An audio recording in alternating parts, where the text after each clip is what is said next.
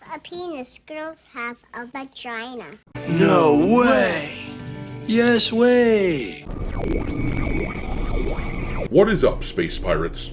This is your Admiral, the endlessly edgy Dr. Disaster, and for some reason, game developers keep demonstrating that they need a very rudimentary lesson taught to them. Boys have a penis, girls have a vagina.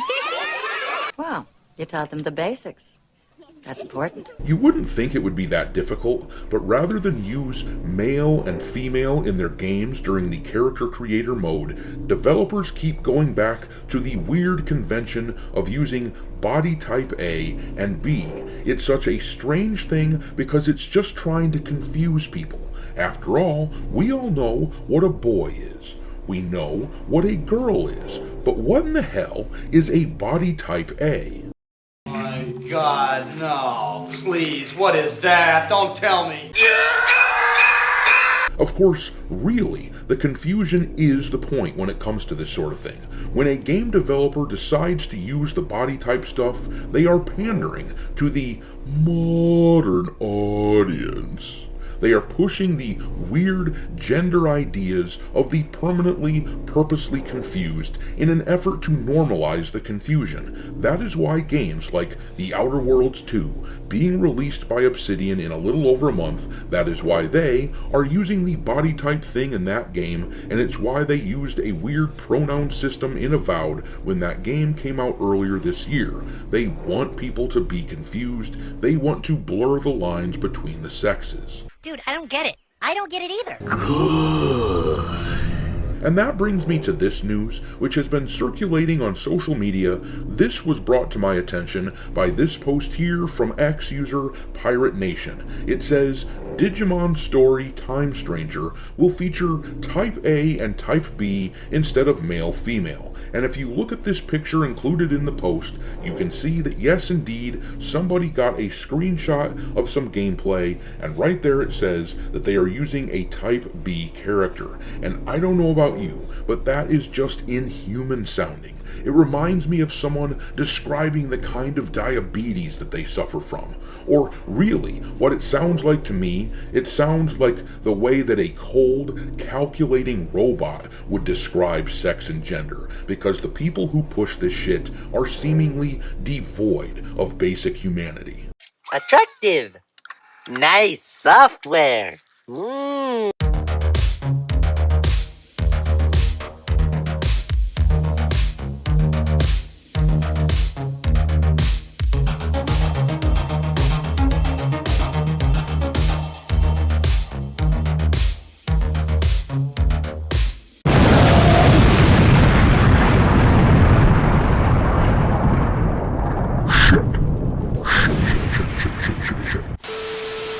Alright, me hearties, make sure that you hit the like button on this video, share it with your friends, and subscribe to the channel if you haven't already. Also, I've begun uploading some content onto Rumble as well, so follow me over there. And don't forget to follow me on X, where I keep a list of games lousy with wokeness pinned to the account at all times for your reference. My handle on the platform is Dr. Disaster 1. But alrighty then, let's look at this game, Digimon Story Time Stranger.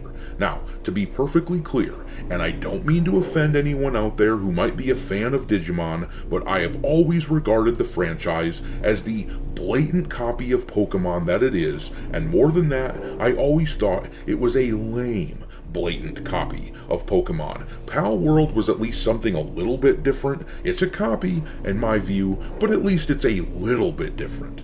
I know, though, that there are a lot of people who like Digimon, and that's fine. People are allowed to like things that I don't care for, but I think the vast majority of people view Digimon as the Wish version of Pokemon, so there might be some people out there who look at the body type thing in games like this and wonder if it's even worth talking about, but I say that yes, it is indeed worth talking about. Whether or not an IP is as big as Pokemon or as medium-sized as Digimon does not matter. If a developer decides to use this convention, they need to be called out. We need to talk about this and push back against the normalization of the usage of this body type crap.